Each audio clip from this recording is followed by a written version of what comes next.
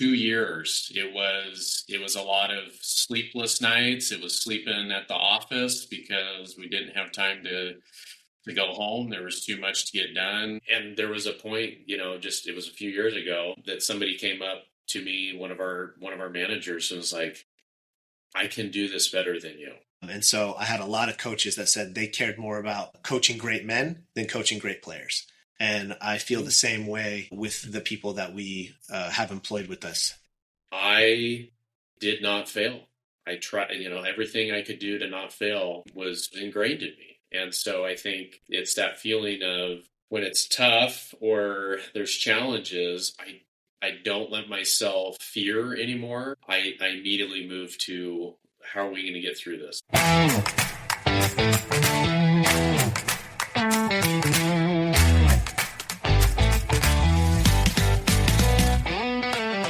Hey there, and welcome to From the Ground Up Show, the show where we inspire and encourage the next generation of free-thinking leaders by telling the stories of those that have been there, done that, and are still getting it done, building a life that they love with their hearts, their hands, and their hustle. I'm your host, Erick Loden.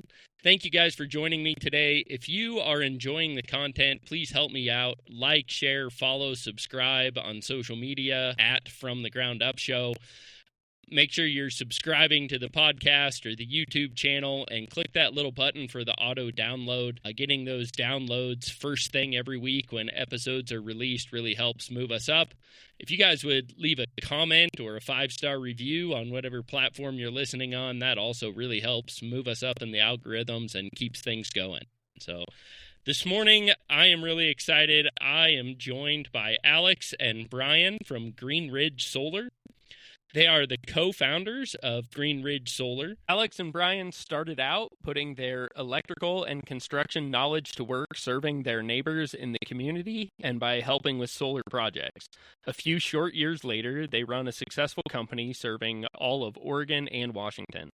They specialize in providing superior service before, during, and after installation of only the top-end solar equipment. So, Brian and Alex, thanks for joining me. How are you guys doing today? Good. Doing great. Thanks for having us, Eric. Awesome. Well, we will dive right in.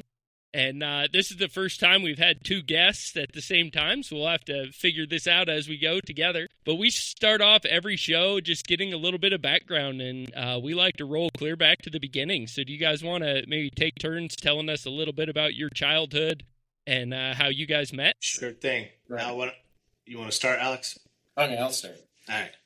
Childhood, huh? All the way back. Well, Brian and I both grew up in Oregon for the most part. So I grew up in kind of the Wilsonville, Sherwood area. Went to high school there. Always been in Oregon, so nothing super special. But yeah, we let's see. It was after our wives met, I think, at a dog park that Brian and I came to know each other about 10 years ago. And my wife basically, consequently, and Brian can probably tell a story better, but worked for him in a brokerage for some time. And Brian, why don't you tell the rest of the story on that? Yeah, sure. Alex's wife, Rachel, worked for me in a real estate brokerage that I was an owner in. And we did kind of rehab, flip projects, new construction on top of the real estate side of things. So I got to know Rachel really well. At the same time, got to know Alex really well. And him and I were at a company dinner. And we were we were sitting next to each other and we were talking off to the side. And this conversation of electrical came up and solar specifically. And Alex being an entrepreneur before this, as well as myself being one, we kind of just meshed really well. And honestly, I think it was that night that we're like, hey, we're going to do something together and let's go figure this out. So that's pretty all quick. the credit to our wives, Rachel, Alex's wife, and Taryn, my wife. They met, they made the whole thing happen. And so, yeah, it was kind of a funny way to go about it, but we lived real close to each other and it just came together. So cool. So as far as sorry, me, go ahead. Yeah. No, I was just, as far as me, I grew up in Sherwood as well. Alex and I actually didn't know each other. We're a couple years apart, but we were here around at the same time. So I grew up here, attended college at University of Oregon after that, and then came out of U of O. I played football there, and so as I came out of school, I didn't quite have a great idea of what I wanted to do. And my dad had been a journeyman electrician for his whole life, and he was a business partner in a separate controls automation company. And he convinced me to stick around for a summer and kind of learn the ropes on some electrical stuff. And I fell in love with it and got my journeyman license being an electrician. And then fast forward to now, I hold a master's license in both Oregon and Washington, and oversee that stuff for our company. Okay, awesome. So from the time you guys met, how do you go from a wives meeting at a dog park, a meeting for drinks or dinner, and then now launching a company together? That it seemed like a pretty quick step, but what did those steps look like? I think I had another company at the time. It was fairly self-sufficient, and so I think there was kind of this desire, to maybe get into something else at some point. And I think, I'll be honest, like solar had never crossed my mind. And, I'm sure most people that have run into solar companies, the stigmatism behind high pressure door-to-door sales and kind of that whole thing. I had no background in, marketing and advertising and running a sales program. And so I think what interested me at least was I saw an opportunity in kind of an emerging industry in Oregon that was well supported, well funded. Obviously, we're in Oregon, at least we're in a pretty solar friendly political climate, if you will.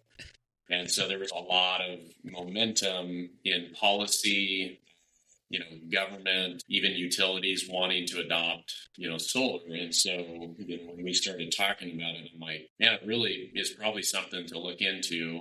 And as Brian and I got to talk and know each other a little bit better, he was involved in his real estate business at the time. I kind of took on more the day-to-day as we started to build that out. And yeah, I mean, the rest is history. We can tell the story, of course. But I don't know. It was, it's very rare that you meet somebody that you want to get in business with, and then to have actually a successful relationship for 10 years where, I mean, I can literally count on one hand the number of times, Brian and I have argued, yelled at each other. I mean, those types of things. Like it's really been a great relationship. We're a yin and yang scenario. We balance out each other well. And so it was easy to decide to get into business together. Huh? Wow. That's, like you said, that is a rare story. We often hear the other side of those stories, kind of the nightmare partner scenario. So that's great that you guys were able to work together that way. Yeah. Yeah, I think it's pretty unique. I mean, we've talked about this several times, that we've built such a good relationship over the years. If there was ever the next thing that we do, we always talk about being able to do that together, because that balance that we have, I think we see things very similar, the way that we view the world, the way that we view business in general, but then our skill sets we have enough crossover in what we do. I know enough about the financials, the sales, the marketing aspect. Alex knows a ton about that side. And the opposite there, I know a ton about the technical, the electrical, the operational side, and Alex knows a fair amount of that as well. And so we're able to balance that. And the other thing I think is really important is we work the company together. As much as maybe some of the larger companies would disagree of this, we kind of work the strategy and the CEO type of mentality together, but then we kind of drop back down into our own lanes and oversee each portion of the business that we're in charge of, and trust each other in both of those aspects, so that when Alex makes a call, I don't need Alex to go and come to me and run past 5 details on why he decided to change the contract, because it's gonna be a better fit for us and for the customer, right? Like, I don't need that sign off. And vice versa. If I say, hey, I want to add 3 more guys to my field crews because we're in this tight spot right now, I don't run that past Alex, right? Like, we understand and have that rapport and that history together, that we both can stay in our lanes, but then come together and talk high level strategy and what that looks like together at the top. And I think that's what's made us so successful over the last 10 years. We've been a slow, progressively growing company over 10 years. And because of that, we're solid and we're around, unlike some of these really large national companies that we've seen kind of crash and burn over the last several years because they don't seem to be able to figure a way to maintain. They only know how to grow. Okay. Yeah, that's pretty cool that you guys trust each other enough to kind of run your own areas of expertise. And did it start out like that in the beginning, or is that trust that's been built over the last 10 years? That's a good question. I think personality wise, I am a risk taker. Alex will take risks, but he is a much more calculated risk taker than I am. So because of that, my natural instinct with people is more of the trust people first. And then if you kind of screw me over, that's when I'm not going to deal with you anymore. And I think Alex is a little bit more of the opposite, where he's going to be a little more reserved about how he trusts you first. And then you earn his trust and it moves on. Right. And so I think because we had that mentality, maybe initially I was more trusting in Alex. And, but because he sees that I was, hey, you take the ball, I think that helped build the confidence there. And it was fairly quick. I mean, we didn't, I can think, like Alex said, a handful of times in 10 years where we've had any type of like heated discussion. Just about everything else has been, hey, we see this in the same light here. We're both 90% in. Let's figure out the last 10%. Right. So I think it's just unique, and there's not a lot of those partnership stories that are out there. So, yeah. Yeah. To put it in layman's terms, like if you go to a blackjack table, Brian and I are playing blackjack together. Brian will throw down like $500. I'm gonna put down maybe 25. Like, yeah. No, everything he says is accurate. It took a few years, I think, to really trust in our skills, and then obviously I would say we've developed new skill sets, which is life cycle of every entrepreneur. You have to learn things that you didn't think you would have to learn, and so I think we've naturally gravitated towards the things that interest us, but also the things that we're good at. I feel like I could almost be an attorney at this point. Not something I never wanted to do necessarily, but you become proficient in the things that you need to for survival. And I think also where you find interest in as well. So, yeah, 10 years in such a highly regulated industry, you probably are qualified to be an attorney. Yeah, construction in general, right? So, I often feel like I'm getting close to being a legal expert or an insurance expert, and I run a roofing company. I can't even imagine electrical and then solar on top of that, and everything you guys work with local governments, federal governments. There's a lot of regulation you guys deal with. So definitely, yeah. Well, it sounds like you guys both had a pretty early entrepreneurial streak. Working in real estate, running a real estate company. Alex, you mentioned you had another company, and it sounds like both of your fathers kind of ran companies at one point or another, if not their entire career. Did you guys always know that you were going to grow up and be an entrepreneur and do your own thing, or when did you kind of decide that was the route for you rather than just getting a job and working for somebody else? Oh, man. I mean, we both went to college. My degree was in information systems, IT, with a business degree as well. And I got out of the university and took a job with a company. It was great pay. Like, there really was no downside to it, but I realized, and IT has changed in 10 years, or 15 years significantly. So it kind of evolved and then bubbled out, and now you're seeing AI kind of take over a lot of development. But I knew that I wanted to do something on my own at some point, and I think it was, after about a year of working for this company, I knew that now was the time, because if I ever bought a house, if I ever got married, like, I was going to have things that I was responsible for that, taking risks on a business just may not be as appetizing. And so I actually worked for, you've interviewed AMW, Architectural Metalworks. I think Grant in particular. So Ken is my stepfather. And so I worked for him growing up as a kid, and, was always around the entrepreneurial ups and downs. But I think what I saw the most was just being available to, drop at a moment to go take care of something, go do a family trip, go grab dinner. I mean, whatever it was. And I knew that I wanted something like that. I knew that I was smart enough that I could put something together, but I didn't know, again, exactly what it was going to be in. And so, I think that was kind of the evolution of getting into business. I mean, it was pretty much a year after college, pretty much got into doing my own thing. So for me, it was kind of similar. My degree was in economics and with a business minor.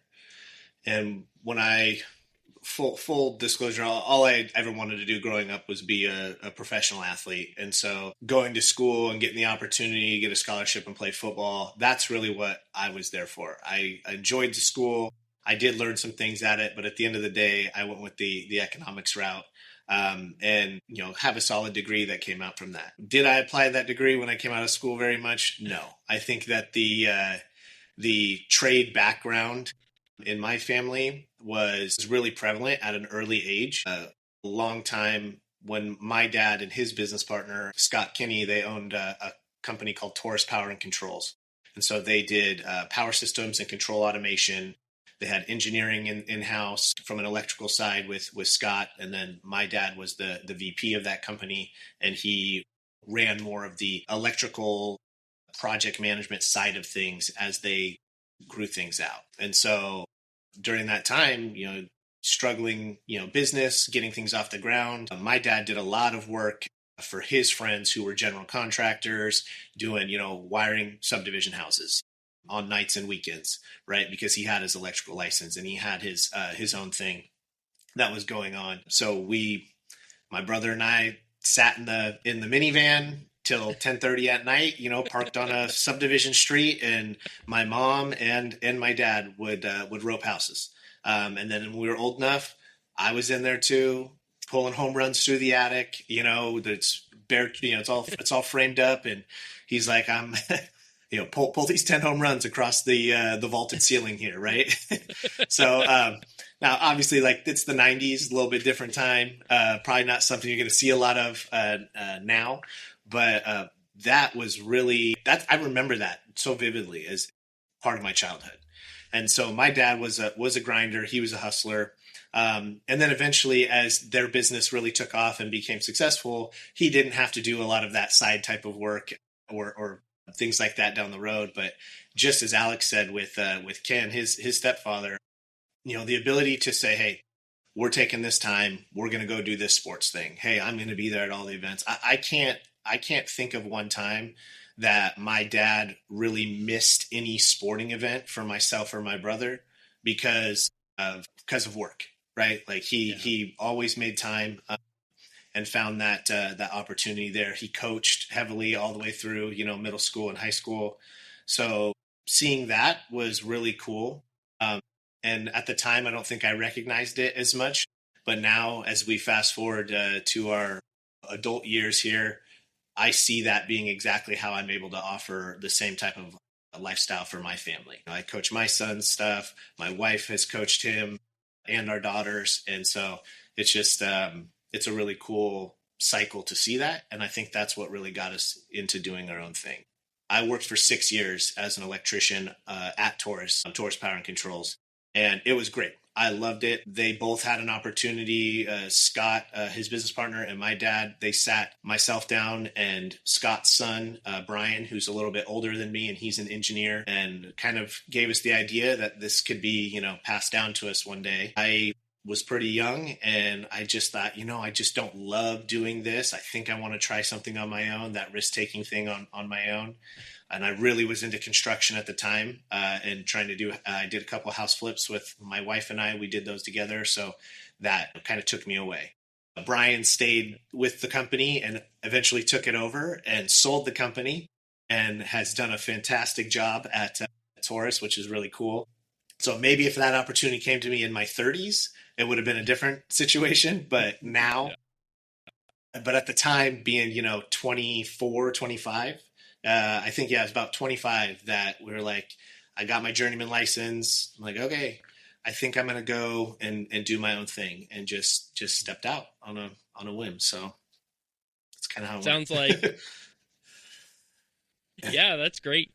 Well, it sounds like you guys both pursued a college education and with varying degrees of seriousness.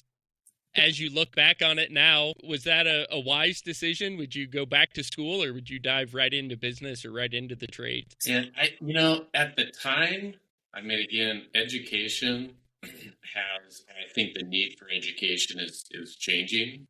The way we educate is changing. Definitely at the time, I think it was the right thing to do for me personally.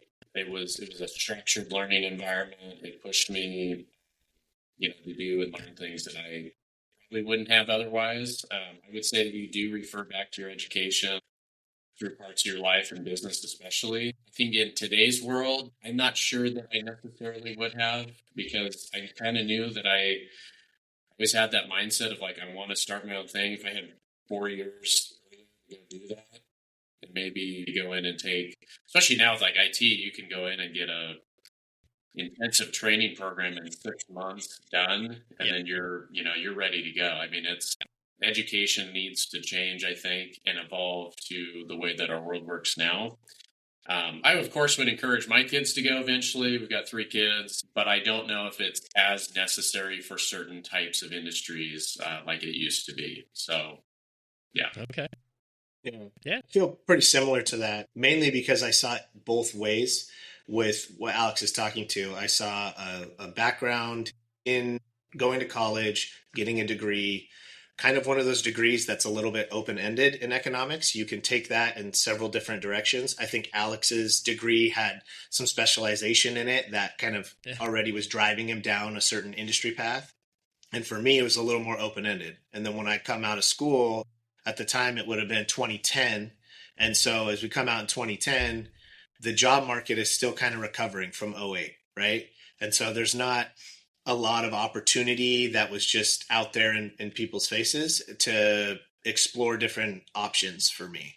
And so the option to kind of stay home for that summer and work, make a little bit of money, and then move on, that was kind of my dad suggesting. He's like, hey, come and work for me, see what this is about.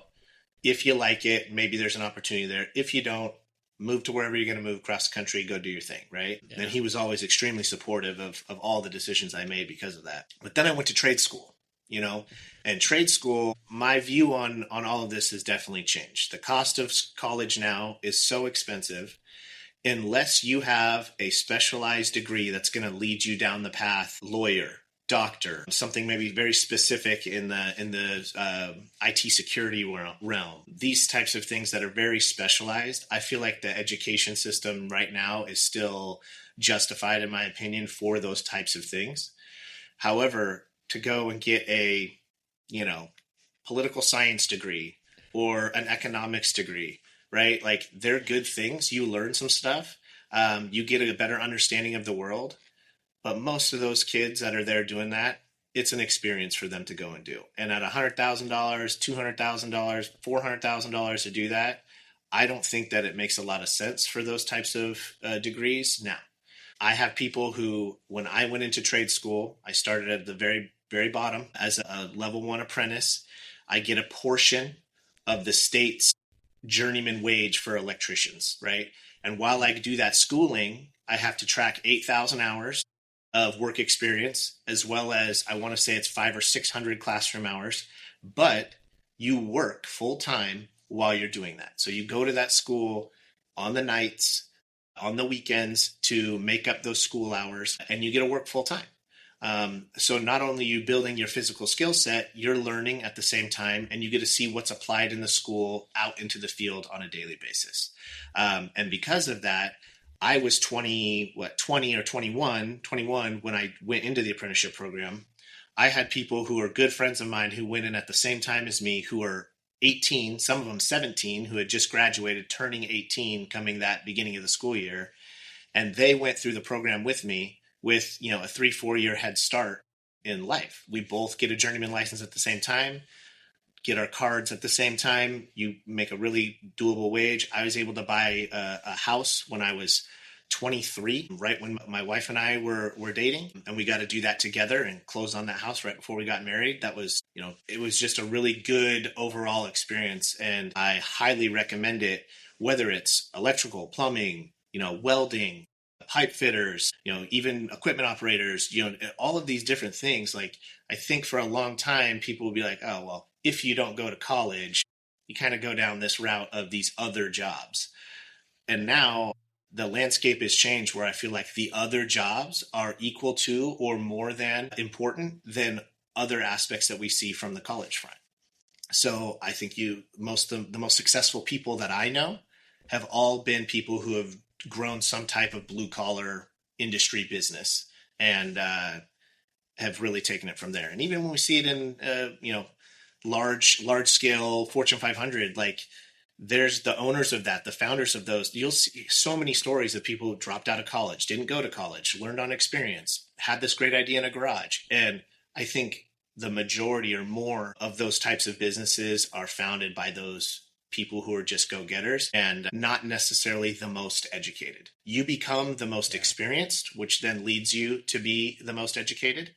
But at the end of the day, experience overall is really what I feel about it. Yeah, you guys kind of nailed my feeling as well. I was there about the same time frame and same generation, and decided to go to college and then don't use my education very much anymore. And I feel very similarly. I think the landscape there is changing, and starting life without a career and a couple $100,000 in debt is not a great way to start. And I think people are figuring that out. So it'll be interesting to see what happens over the next few years, and that experience, that maturity that a lot of people gain in college. I think there's a lot of places you can go to get that. And like you said, a trade school is a great place that you're on your own, you're working, maybe even better, instead of being surrounded with a bunch of dumb college kids like yourself. You get thrown in the trades with some more mature guys that have been there for a few years, and the peers that you learn from actually know a little bit about life instead of just the next frat party. Yeah. Amen. Awesome. Well, we got quite a bit of background there. I want to learn a little bit about this business. So it sounds like you guys started from pretty humble beginnings, kind of just helping neighbors, helping people, and have really grown it into quite a business. Can you tell me a little bit about that process, how and where you got your start, and what you've done to grow it the way that you have? Yeah, go ahead, Al. Yeah, we started, so it was 2006. It was our 10-year anniversary year. Yeah, much like I think anybody that starts a construction company, humble beginnings. You're doing everything. You're running all the hats, making all the calls. And in the beginning, there was actually, when we started Green Ridge, we had another partner involved in it. And, the first couple of years, it was kind of just figuring out. I mean, we originally had partnered with a company out of Utah that wanted us to basically do all their install operations in Oregon. And that process was grueling. We made so many errors. We made so many mistakes. We thought we had, things dialed in, went through the, permission to operate and getting the utility to approve our projects. It took months and months and months and countless hours to just get even the first couple deals done. And then as we started to figure that out, we're like, okay, we can do this. And we just need more sales volume. And it was about that time in the first year, that company ended up just torpedoing all of their out-of-state deals that they had. They fired a bunch of people. Come to find out, there was a bunch of embezzlement by one of the primary owners. And so the whole thing just nuked overnight. And we're like, we've got guys, we've got trucks, we've got, rent payment. Like, what are we going to do? Are we just going to fold? Like, we had, I think we had borrowed like $25,000 a piece. And at the time it was like, that's like my life savings. That's a down payment on a house. Like, we can't walk away from that. And so it was towards the end of that first year that we decided we were going to do this ourselves and not just make this kind of a side hustle, because we had, we both had businesses at the time.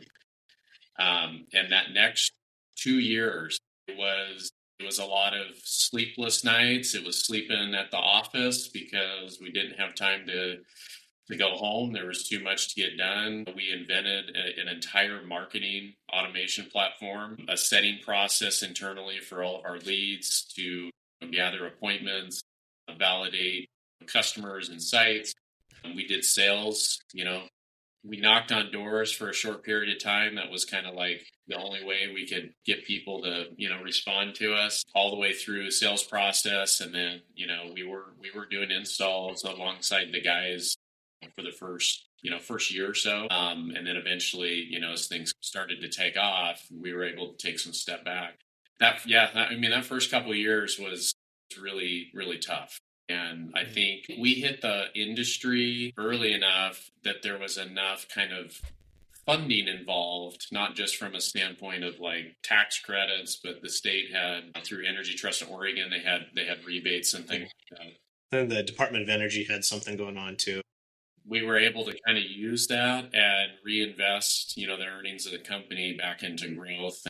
For the first couple of years, we were about 50 to doubling, so 50% growth to doubling the company year over year. And then we got to a certain size, and we kind of said, this is not sustainable, right? Like we've kind of hit that limit, and then we started to get serious about, okay, we need to know our financials. We need to know, what's our 30-day plan, 90-day plan, 1-year plan, what's our 3-year plan, what does 10 years look like? We really need to start planning this out. And I think at that point it was, we were kind of starting to figure out like our roles were going to change significantly. The things that we need to be focused on were the business, not necessarily being in the business every day. And that's, again, that's kind of how we got started. Yeah. Okay. The first 4 years, Alex and I both were still running and operating our other businesses at the same time as well. So what we had done, which is pretty unique, I think, is that we didn't take a dollar out of the company for pretty much 4 years. We weren't on a salary. We weren't on any of that. We just made sure that we could do enough in our other businesses to pay the bills for our families. I sold my house, I sold a condo, an investment condo, everything, to the point where we moved back, my family moved back in with my parents for an amount of time there, just to be able to make sure all this was going to go together. So we did not take a dollar from the company for 4 years. And I think that was it was a tough decision for both of us, because I think that we saw that we could run a good business. But it was a necessary one that has really set us up for the mindset that we have now 10 years into the game. And I think that was a really kind of a unique experience for the both of us to see exactly how far it goes when you could just constantly reinvest back into your company. But our heads down the whole time, like working in the company and not working on the companies. As you probably know, when you start a business, you're good at the end result product that you're doing, right? That's what makes you great, because you're like, hey, we got this down. And that's what we kind of found very quickly, that we were really solid at making sure our installs were quality. We did a good job. We would learn, have some mistakes and learn along the way, but we felt like we were delivering something that other people weren't able to deliver. So our heads are working every day just trying to turn the next dollar to make sure that the company can keep going, instead of stepping back, looking at our balance sheet, looking at our financials, having a proper strategy on how we want to spend that money, where do we reinvest it, not just, cash flow is king in a type of business like ours, making sure that you manage that in a way where seasonality gets a little hotter and then things cool down at certain times of the year, that you can manage that kind of ebb and flow that takes place. So I think that first 4 years was like the defining moments for us as a business to really understand. And then we turned the corner on the quality of growth the year following, when we really started to focus working on the business and growing it in a way that was sustainable for the long run. Okay. Yeah, man, with those first 4 years like that, no wonder you guys are such close partners. That would really solidify that partnership relationship, having fought through all of that together. So yeah. Wow. And it sounds like you guys both just went all in, sacrificed a lot, gave everything you had to this. What was it about this business or maybe the solar industry that made you guys think this is the one, this is what we're going all in on? I think it was the way that we run the business. We both came from construction backgrounds, right? Alex's stepdad had the sheet metal, architectural metalworks, sheet metal and installation. He saw that growing up. I saw my dad doing the same thing at Taurus. And we had both been around construction enough and have done enough construction projects to know that, hey, this is kind of the blueprint for how a construction company should run. And when we looked out at the solar industry, what you saw was very few construction companies or very few solar companies running as a real contracting business. They were all running as sales organizations that had several subcontracted agreements with maybe 2 or 3 different companies. Maybe that company was the actual install arm for now 10 different sales organizations throughout the country, and they're subcontracting out all of their labor to do their installs, right? Or they have someone who's on the doorstep pressuring someone to make a sale, kind of doing things in an unethical way that now leads a really poor, bad experience for the customer as it gets handed off to the person installing, who now says, well, I'm just here to install. I can't tell you anything about your loan or where your money went or anything like that, right? So we saw that at a very early point in the business. That's where the industry was. And we said, why? Why do it that way? Why not just be an electrical contracting business that happens to specialize in doing solar projects? So let's run it that way. Let's run it with a, job costing to every job, set up with a way where we're tracking hours on every project, have reasonable commission structures for people who sell for us. And so that was really what I think turned the corner for us and made us interested in doing that. That there was this gap of this quality installation contractor for solar that would care, because we live in the industry or in the areas that we're working, right? We're living in Sherwood, we're living in Tualatin, we're living in Wilsonville. If we're servicing these people and I run into you at the grocery store and left 25 holes in your roof and it's leaking everywhere, that's not a very comfortable situation for me as the business owner when I walk through that store and I run into you, right? So that, I think, was, in my opinion, kind of the defining thing, that we saw this gap. It was niche enough that we could build a business out of it. And now I think Alex and I both agree that we feel the industry is starting to really shift in that direction. The companies that are around that are doing well are quality companies that take care of their customers, that don't just look at you as a flash in the pan sale that I've knocked into you on a doorstep. They want to educate you and then really show you what the benefits, both financially, environmentally, and for your energy independence, are available for you. Maybe just one comment on that. I think so. Brian summed up a lot of what I was thinking, but I think for me it was the technology. So again, IT, my background, I'm a tinkerer. I've always been involved in tech in some way. The technology behind solar changes every 6 months. There's improvements every 6 months. There's changes in product. There's changes in code. There's changes in efficiency, whatever it is. And so for me, although it's a little bit of a stressor, because like just even having an old stock of something, it becomes obsolete really in about a year and a year and a half. Like that's the product evolution cycle in the renewables industry. And so it's been fun to stay on top of that. And even though I'm not a licensed electrician, I've become so well versed in the hardware and the firmware and commissioning and troubleshooting that it's just kind of always satisfied this need of being involved in a tech business. It's just a different product. Yeah. So yeah, it's very unique. There's very few industries that kind of go through that amount of stress every year in changes and evolution, and so staying on top of that has been fun. Yeah. Yeah, that's really interesting to me. I feel like that trend is almost the opposite of what I see in a lot of roofing markets, is they're moving more towards the sales organization that then utilizes subcontractors to do most of the work. It'll be interesting to see which model wins out there. So it sounds like you guys have been really successful kind of bucking the flow and doing your own thing. And Makes sense to be able to provide better service to your customers, better quality, probably a little bit more stable life for your employees as well. Yeah, that's been huge. We take a lot of pride in being able to offer those opportunities to people and have them be on board with us. One of our longest tenured employees has been here almost the whole time, and he started with us when he was 18, and he just started as, a grunt in the field, and now he's been able to work his way up. He's a lead installer. He handles a lot of quality control and safety stuff for us. And at the same time, he's been able to put himself in a position to buy a house on his own.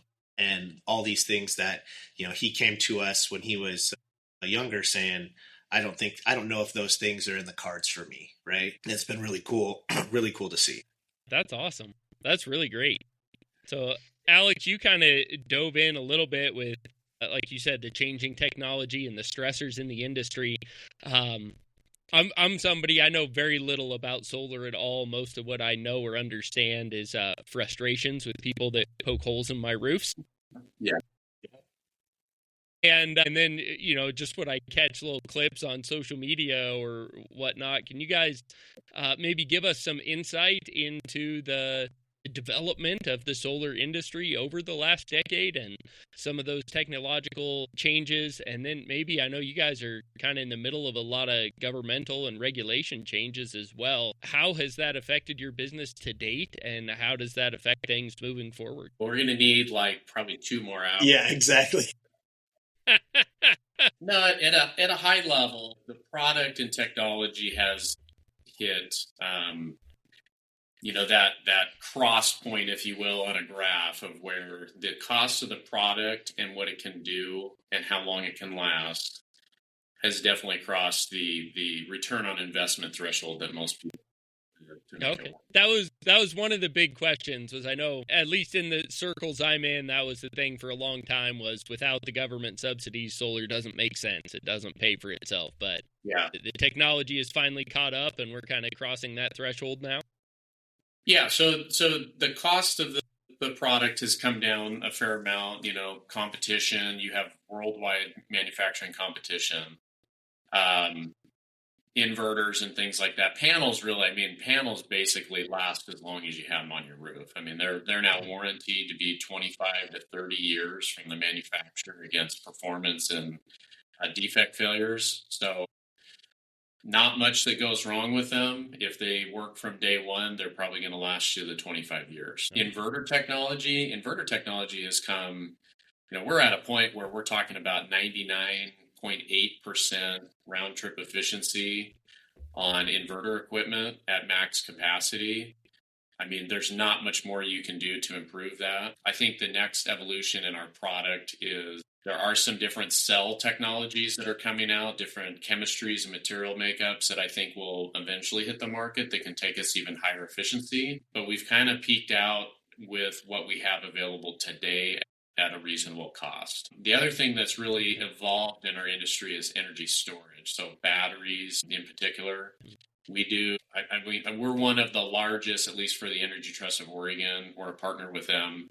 We're one of the largest battery suppliers in the state of Oregon for home backup, resiliency type stuff. And that technology has had, in the last 5 years, just billions and billions of dollars invested in new chemistries, better and longer cycle counts on your materials, better power. Those are really getting to a point again. Cost of energy per kW or storage has really gotten to a point where, do I want to spend the money on a generator? Or do I want to spend just a little bit more on a battery? We're crossing that threshold. And I think for me, it was the day that we found out that Generac was investing in solar and specifically storage. That's when I kind of said, they see it as much as everybody else. And if those guys are trying to build batteries, that kind of tells. I think that's that's really on the technology side. That's kind of where we're at today. Brian, I don't know if you have something else you want to throw out there. Yeah, no, that's kind of the gist of it. I think the next piece to your question is subsidized versus not subsidized. What does that look like from the government standpoint? I will say that from day one, Alex and I saw there was some benefit to having an FTIC, a federal tax credit that was available for residential customers for their solar. And that tax credit's always averaged right around 30%. Different administrations over the last 10 years, it was, a sliding scale at one point, it tiered up and tiered down. But overall, it's roughly about 30% is what the federal tax credit was for a customer. That was a solid program that's been around. However, we saw pretty early on the evolution of the technology moving in this direction. And so I think Alex and I had a pretty firm belief that this industry needs to stand on its own 2 feet. And when those subsidies go away, we need them to stay away. Right. And so what has happened here as of last year, when the Trump administration passed the Big Beautiful Bill, they daylighted that program and they finished it. As the end of 2025, there's no longer a federal tax credit for residential customers. Now, there's been through the industry in a little bit of a tailspin because of how it went about, having it cut off, just have a dead stop. There was no type of phase out initiative. It left manufacturers scrambling. It left installers scrambling. It had a huge upward pressure on sales for the entire country because people wanted to take advantage of this tax credit before the end of the year. And so all of those things kind of made this perfect storm for 2025, right? But our thought was, as the industry evolves here and this tax credit fades out, the competitiveness, the pricing, the quality of the installation, the different product offerings being able to be battery storage or EV charging or these types of things that go along with a solar product. Those are all important aspects to the business that can help you sustain something that changes so quickly when something like the tax credit drops out. Go ahead, Alex. One other comment around that is, our relationship to energy has changed a lot in the last 10, 15 years. It used to be, power was so cheap in Oregon, incandescent bulbs, baseboard heat, you can leave stuff on, you can have a hot tub and it's still affordable. Like, our cost of power was so inexpensive, and the way that we generated our power was honestly very renewable, hydroelectric, and things that hopefully we never lose those due to politics and lobbyist groups. But honestly, coal fire, natural gas, like, we were doing the right things. As the state has evolved in policy over the years and we've started to remove some of those facilities, cost of power has gone up. It's gone up significantly. And the biggest driver behind that has actually been liability. The utilities really started to wake up when we had the massive fires down in California, and PG&E basically got sued into bankruptcy. And the state of California, if I'm not mistaken, had to go in and basically that changed the liability and the responsibility for utilities to provide high quality, safe power delivery. And if you look at Oregon's infrastructure, like, I think they've gone about it the right way. Like, if it's not broke, don't fix it, right? Like, let's not spend extra money that we don't have to. That has changed significantly to where now everything has to be upgraded, because you have transformers and power lines that have been out for 60 years that haven't changed. And there's new technology to improve the reliability and the safety of that equipment. And so that was kind of the last 5-6 years. We saw a lot of, increases. Oregon was typically about 3% a year increase. So just keeping up with inflation. We've seen anywhere from 18 to 25% annually for about, on average, for about the last 5 years. Data centers have played into this as much as anybody wants to say yeah or nay on that.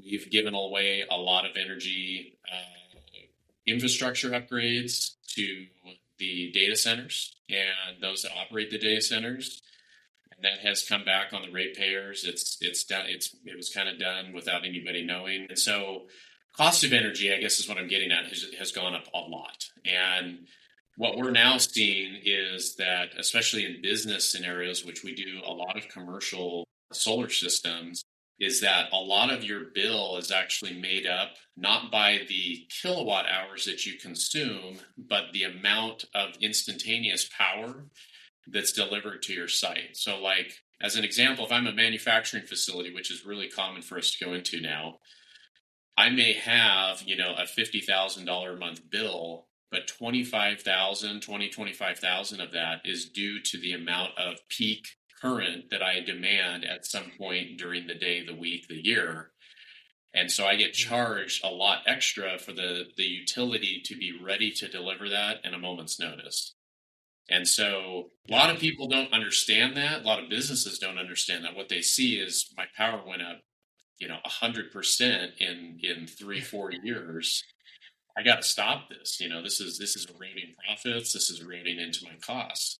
And so now what we're seeing is this evolution. I mean, as a company, we do residential. That's what we started with. We spun off about 3 years ago a commercial division. That commercial division is scaling like crazy. As businesses become aware of how power costs them money and how they use that power, not only are we providing solar, but we're providing battery infrastructure to mitigate loads. We're looking into doing capacitor banks for, high discharge scenarios, and even working with the on-site equipment to help regulate, how many loads get turned on at a given time, to try to keep us out of that, that excess power demand. So solar is a lot different than the average person thinks. The conservative mindset, the liberal mindset, like, I hate that we're in that, because at its pure form, we see ROIs, especially on commercial now, of anywhere from 3.5 years to, maybe 7 years.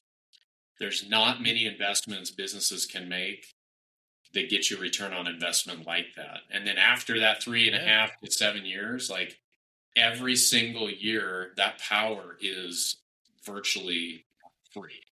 People just are not aware of that, and it's awareness campaigns that we're doing now to get people to at least look at their bill and say, what's going on here? Because just paying that you don't have to do that anymore. So, education of the consumers is huge. It sounds like it. And so you said 3.5 to 7 years for most commercial applications. Is it similar numbers for residential as well? Residential depends. Usually with commercial buildings, you have a lot more space to put panels on, so you can pick the best or ideal, roof surface or ground mount, depending on the type of business. Residential is a little tougher because you're dealing with smaller footprints, and so usually a lot more roof pitches in different directions. So ideally, we want to be south-facing roof at about 30-35 degrees in Oregon. That's kind of our peak, if you will. And so if you're able to accomplish that on a typical roof, residential, even without the tax credit, we're still in the 6 to probably about 10 years is kind of the maximum that we want to go after. I mean, if somebody's like, hey, this is never going to pay you back, unless you have some other ulterior motive, like, it doesn't make sense, right? We have lots of trees. We have a lot of things that sometimes we can't make that project work. But it's about 6 to 10 years on average. And that's without the tax credit, which, to Brian's point, like, tax credits just bring bad actors, in our opinion. We've watched this industry for again 10 years, and tax credits, all they do is they bring higher prices unnecessarily, and they bring people in that just want to make money. Yeah. And we're kind of glad the administration finally put a stop to this. I'm a little concerned it'll be brought back if we have administration change. Guarantee it brings back companies that shouldn't be involved in this industry. It's satisfying to see, like, even in 2026, we're still selling residential work. We're selling commercial work. So, like, it's proven itself to us that it's going to continue and it's going to stay. Tax credits are not needed in solar, and we're probably like the two of the guys that you'll hear, like, probably the only two guys you'll ever hear say, yeah, it's time to move on. I don't want us to be tied to this anymore. And if it comes back, I guarantee it just brings back billions of dollars are in this industry, and it can stand on its own 2 feet. There's adjustments made by every company from the biggest manufacturer down to the smallest installer, but the reality is it levels it out. It puts us in a good position. And then it's going to promote better performers, people that want to be around for the long run, quality that goes a long way. So that's how we feel. Yeah. Well, that's, I love hearing from somebody kind of inside the industry that knows a little bit more. Because like I said, most of my information comes from social media or unreliable sources. And we get to hear it straight from the horse's mouth here. So I think hearing what you guys said, it sounds like solar maybe would not have been as politicized as it has without the tax credits. If it indeed can stand on its own 2 feet and is now cost effective, there's probably a lot of people that were not real excited about it that would get on board. Like you said, just getting customers educated and people educated on where it's going and what it can do. Yeah, 100%. Yeah, that's great. All right. Well, we'll dive back into your guys' process of building the business. We talked a lot about getting started and a little bit about solar. Before we do that, actually, I had one other question. I guess your typical solar install, Alex, you mentioned you're adding batteries and new technology has come in that's improved and maybe just changed the installs. What does a typical install look like? What does the system look like, and how does it work for somebody that just doesn't understand it all? Yeah. Well, why don't I talk about part of it, and then Brian can maybe hit the technical. We get asked that all the time, right? Like, what's this going to cost? I always tell people, what's a bathroom remodel cost or a kitchen remodel? Like, it can be 20 grand, it can be 150,000. So it really depends on the site, and it depends on the end goal of the consumer or the business that's buying it. What we typically see in our market, and this is not indicative of all markets, it's also not indicative of all companies.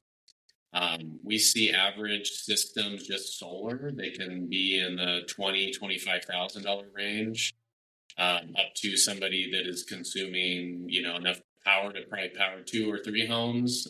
Those can be over $100,000. So it really just depends on the consumer's use of power, how much. And then again, if you're adding batteries into that mix, we primarily in Oregon, so Oregon and Washington actually are very similar because we operate in Washington as well. We are 1-to-1 net metered utility jurisdiction. So any power that's produced is calculated or tracked as kilowatt hours. It's put back on the grid or it's consumed at the home site locally. And our utilities basically interchange those kilowatt hours with us, and they bank credit. But the credit is not dollars, it's kilowatt hours. And so because of that, we are not required to have batteries to make solar work. So a lot of our customers are buying solar with batteries for the resiliency component. Brian can get in more of the technology, but essentially we're able to now provide power indefinitely to a consumer that has lost power, whether it's a massive outage, if it's a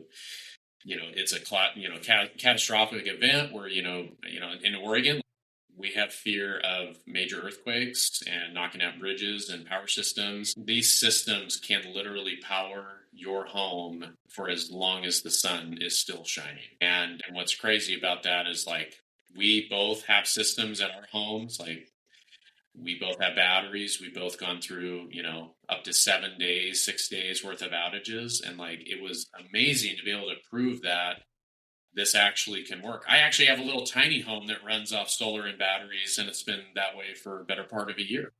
So the technology is there and the reliability is now there. And so it's, like I said, there's some benefits into that. It kind of depends on the consumer. But Brian, you can probably touch more on the other side of that. Yeah, I think to simplify it, people look at solar and battery as a compatible product that we can use to do what Alex says, provide resiliency and energy independence. That's what our focus is here. Now, we're going to speak to our market specifically in the Northwest. It is different in a Southern market. It's different down in Southern California and down in Arizona. You got a lot more sunny days, and it does affect things. What people say to us all the time is, well, I didn't even know that solar could work, in the Northwest, because you get so much rain, you get so many clouds, right? And the simplest way to say, well, you get sunburnt at the beach, even when it's cloudy, right?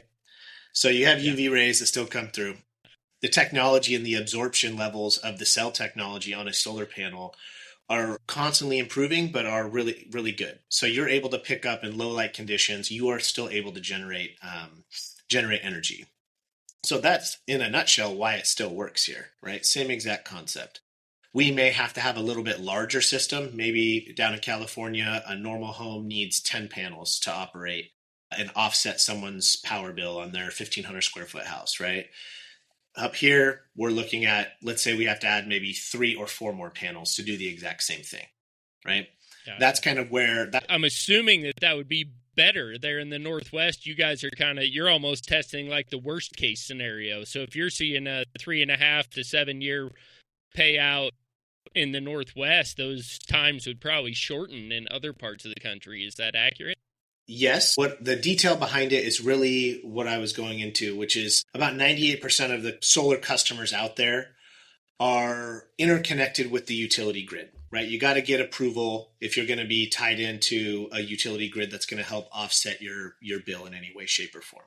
Alex mentioned before in the Northwest, they have a 1-to-1 net metering program. Okay. What that looks like is essentially for every kilowatt hour that you produce, you can offset something that you can consume. And they just do that at a direct 1-to-1 ratio. Now, other parts of the country, specifically down south, because the solar is so good, the utilities actually they have different requirements in place there. They maybe give you only a portion of what that value of a kilowatt hour is worth. Or they have time of use profiles, which would be, we're going to charge you more money for your power supply to your home during the peak hours of the day where most people are using it, and we charge you less at midnight when no one is using it, right? And so what that's led to is it's not a direct correlation to having like the same type of ROI and then directly dropping that down for someone, let's say in Southern California or in Arizona or in Texas. It's really based on the utility that you are interconnected with. So if everything was just 1-to-1 across the country, the answer would be yes. It would be a direct correlation to seeing a much faster rate of return for areas that get more power, more generation through sunlight in a given year, right? Yeah. So the reason why it is still very viable for the Northwest is because we have a favorable net metering policy, and then as well as the ability to have batteries. And the batteries were really started down in Southern California to help offset the time of use situation that's going on. If there was no solar present and you had let's use a Tesla Powerwall, their very first version, so to speak, as an example, down in Southern California, that's where they rolled out. And they're essentially a battery that's attached. The premise is I'm going to charge this battery from the utility grid when my power is the cheapest at midnight. And then at 7 p.m. the next day, when everyone's using their power and the cost of power is so high, I'm going to actually use the battery power that I've stored and apply that to what I'm consuming in my home to keep the costs down. So that was the kind of first evolution of batteries. Now batteries are at a point where you can have different profiles set up for that based on the pay scales and the metering schedules that are available to you at each utility. You have them up here where that time of use isn't as prevalent in the valley where we're at. And so most people use solar in more of a resiliency standpoint for an outage, for storms, for those type of emergency situations, and just being able to have a peace of mind for the reliability and energy independence in case that wasn't available. So that's kind of how it works. Technology-wise, the very simplest terms, you have those solar panels that are absorbing UV and are creating DC electricity, right? DC power, just like you would have in your car battery. And then that power has to be inverted into AC. That is what is used in all of our homes across the country and our commercial facilities. So that inverting technology is different amongst different manufacturers, but at the simplest form, there's an inverter, a brain of the operation that's going to invert that power from DC and turn it into AC. Now, Alex said before, the technology has come a long way where in the past, the efficiency of being able to do that you would lose a lot in heat, right? That cost energy to be able to do that. So you would lose a lot in heat dissipation and losses, essentially. And now, the inverting technology out there is in 98, 99% efficiency levels across most manufacturers. And so because of that, you get to see a true conversion that's taking place from AC to DC. And so, yeah, and then there's the same concept with batteries. You can have batteries that are connected on the AC side of a grid, or it can be connected on the DC side. And what that allows that to do is you can have your solar panels directly feed into your batteries and charge those batteries first, then come through the inverting components and turn it to power used in the home. So that allows like a direct correlation there, which minimizes a loss that takes place when there's no conversion that has to take place from DC to AC going into the battery. Or you can have a battery that's set up on the AC side of that. You'd have your inverter that's already inverting the power to AC and then goes into the battery from there and then can be consumed at any given time for the customer's needs. So kind of real basic terms, that's how the structure's laid out across every state, every country, and that's kind of where it sits. Based on where you live, gotcha. Really based on your ROI and how your utility connection is made. Okay. And so in areas where the trade-off with the power company is less favorable, mm-hmm. I guess you guys don't necessarily work in those markets, but is it more common to see people utilizing batteries to go almost entirely off-grid in those markets? Is there still a payout if you just forego the grid altogether and do your own power with batteries and solar? Yeah, it's dependent on the utility cost, right, rate to the ratepayer. But like California again is kind of the leading example. Obviously, California cost of energy is but there's no incentive to be off grid. Off grid is like you pulled the meter out, you're never touching the grid's electric again. That's not what anybody should do. You always want to at least be connected to the grid. But yes, you have to add batteries to basically site store the energy that you produce so that you can use it at a different time. And then of course, if you run out of juice out of the battery, you can still buy it. It's usually at night when power is at the least cost. And then you're resuming, the next day you're picking back up with your solar. So it can be done. It is done every day. It's obviously a little bit more expensive because you have extra equipment. But we are headed towards, battery technology again has gotten to be so much more reliable than it used to. Cost per kWh has come down. We're heading into solid state technology. So batteries they really have very little electrolyte. They have high energy densities for storage, and they're going to be produced at a much lower cost. And one of those, which is anybody can check this out on Wall Street Journal or any publication, but we have a sodium ion based battery that's hitting the market in the EV industry, and it's being made in China.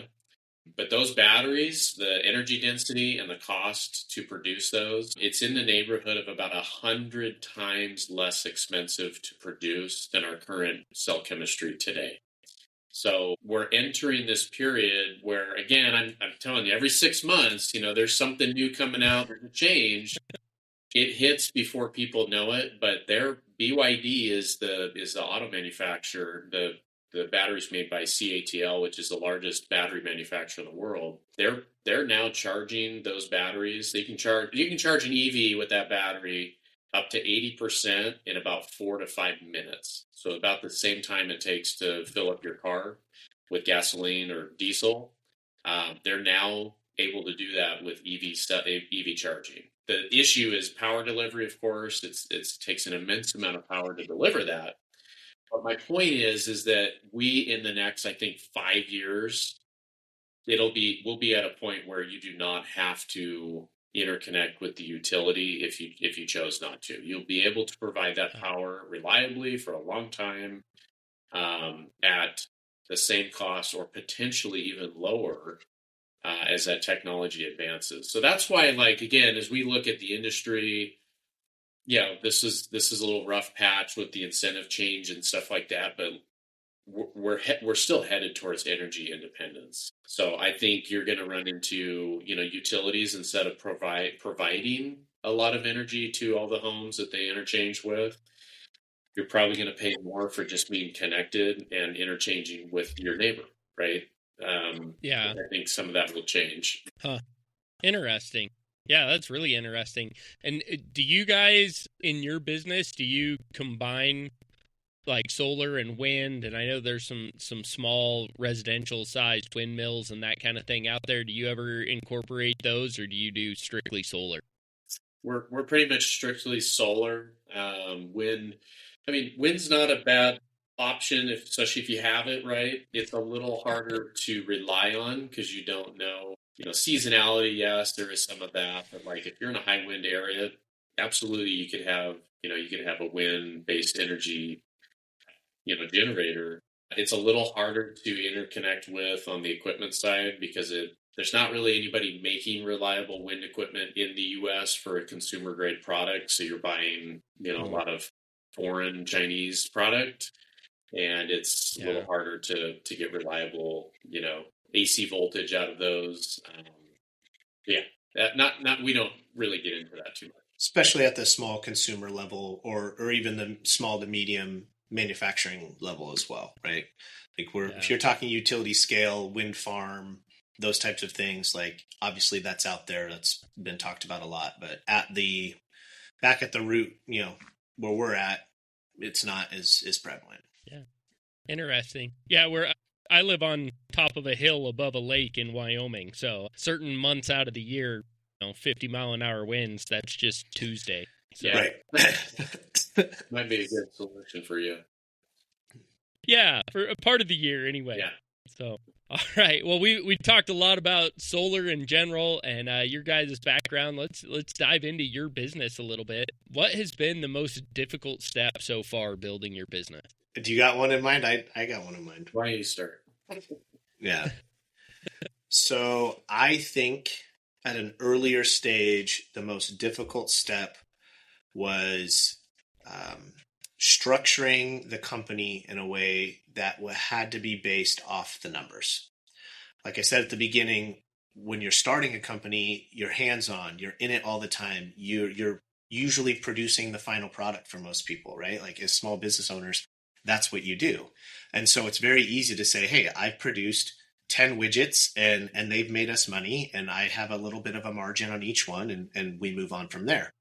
But there's so much more to projecting and where you need to be at and where you see the company at. And so when we started to put that in alignment, year 4, year 5 of the company, we had to take the step to say, we need to get someone in who we can work with on a daily or weekly basis, help us align the financials better, educate us further on what we should be looking at from a financial standpoint, a healthy financials on the business. And so that process, it really took like a year and a half for us to be locked into the right thing, have the right pieces in place with the right people, and understand our business health from a financial standpoint. And then once we were able to have that and we were able to relay that to our team as we put in, goals and growth strategy and what areas do we need to focus, I think that became a lot smoother for the company. And it was not as strenuous on Alex and I as the owner. Kind of, hey, we had a good month and then we had a bad month, or we had a seasonality change, right? It's really great in the summertime and then it sucks when it comes to wintertime, right? Like, if you know that there's some seasonality to your business, one, you can do things to try to offset that seasonality. You can diversify your offerings as a company, but at the same time, we can plan for that and make sure that we are being smart with the way that we handle our cash flow and those types of things to sustain the business during maybe where we see some slower sales seasons and those types of things. So I think that was probably the biggest hurdle that we faced initially. But now that we're kind of over it and we have a really good system in place as to how we review those financials and what we work off of, it's been a real blessing. I think so. As you mentioned earlier that, a lot of roofing companies are going to kind of outside install resources. Our industry, because of what we do, it's a lot more technical. There are companies, especially national players, that do the outsourced install kind of arm. What we run into with that is like there's so much liability in the product. And so, punching holes in somebody's roof, high voltage DC electricity, failed components, system downtime, if you will. What we actually have done with that, and I'll get to my point here in a little bit, we developed a service division that it literally just takes care of people that fall on their faces or can't get reliable service, or the equipment was installed incorrectly. So we're kind of capitalizing that on the back end.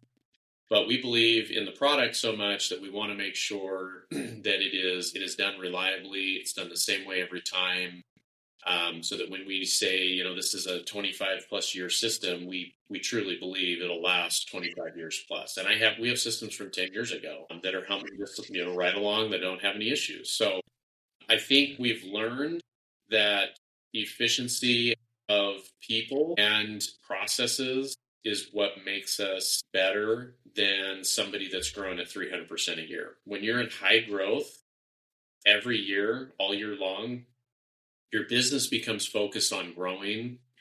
And when the market corrects or there's changes like tax credits, you don't know how to run just a normal day-to-day stable business. Your business is set up to grow at 300%. And so for us, again, we've done stable growth, the last 10 years. Part of that we've developed, again, is optimizing each position in the company so that if I'm a salesperson, let's say, salespeople in other companies, they will be knocking doors, they'll be closing deals, they'll be doing their proposals, they're scheduling their site audits, they're signing their contracts. They do a lot of things that may not be really what's maximizing their skill. And so for us, we've tried to hone in on each position and each stage of our workflow, having as much automation and optimization as possible. And so that has been a big challenge. It's been multiple years of going through iterations of changes and tweaks. We're still in the middle of evolving in our software stack. That honestly has probably been the second largest difficulty is getting software to work the way that you need it reliably, because we rely on that so heavily to make us efficient. So, evolution of the company, evolution of the market, like it's one of the things that we continue to invest a lot of time and resources in. Because if I can have one less employee, or arguably do one more, volume worth of employee without that employee, if you want to look at it on a glass is half full, then we have to continue to optimize, our back end systems and the way that we operate internally. And so that to me it's been one of the biggest feats. And like, you want to focus on other things because they're easier, but the reality is like that project will probably never completely go away, but it's probably one of the most valuable things that we can do as a business to stay relevant and stay profitable. The business isn't profitable. It doesn't help anyone, right? I think a lot of people get this misconception that the business owners are, they're driving around in a Ferrari and they just have everything.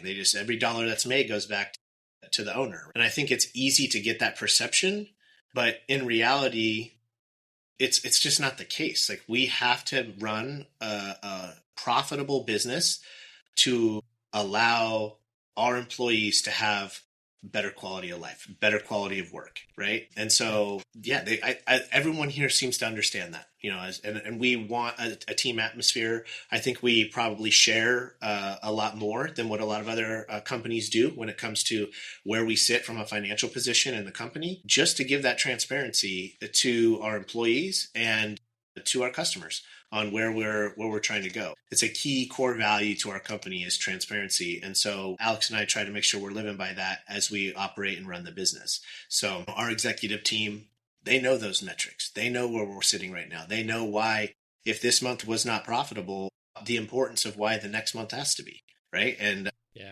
because we have to be able to do more with less physical resources, and AKA, labor is the most expensive part of any business. But then that means that we can continue to breed better quality of life for our employees, as well as develop better quality employees, right? Like they do more specialized in what they do, and whether they end up staying with us for a long time or they move on to something else, they can get the best experience for them as an employee working for us, so that they're kind of hyper focused in their quality of work. So that's, I don't know, I think that's really important for people to understand. Oh, yeah. You nailed a couple things there that you articulated well that have been big things for me. I know I used to chat with my employees regularly that we live in a low bid, low cost industry. If you want to make more money than other people in other companies, the way we do that is by being more efficient than those other companies. In order to pay more than everybody else pays, we have to get more work done than everybody else gets done. Yep. And yeah, becoming skilled at your craft, becoming efficient, focusing on that is a big way to do that. And yeah, I like that. The companies exist to make a profit. And, you know, that sounds a little harsh or a little callous, but without profit, they don't create jobs. Without profit, they don't serve customers. Without profit, they don't innovate industries. And so, you know, like that is the core of everything they do. And there's so much positive that comes from a healthy, profitable business that does provide jobs and a good standard of living and can provide benefits and take care of their employees and, you know, has money for research and development and innovation in their field and can get out and serve their customers well and provide good services. That all comes from a healthy financial foundation. A company that's bankrupt or going out of business, you don't get any of that.